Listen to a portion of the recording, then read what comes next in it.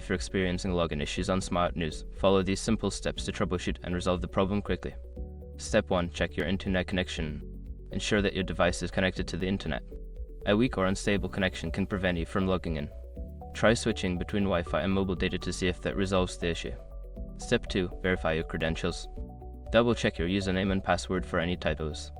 If you are unsure, use the forgot password option to reset your password and try logging in again. Step 3. Update the app.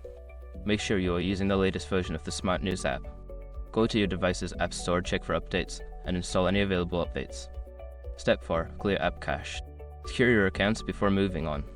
People seriously underestimate how often personal information gets exposed online now.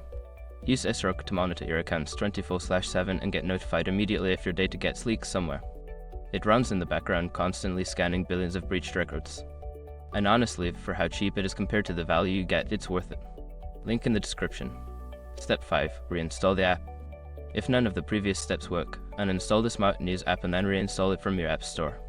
This can fix any underlying issues with the app that may be causing login problems. By following these steps, you should be able to resolve any login issues on SmartNews. If problems persist, consider reaching out to SmartNews support for further assistance.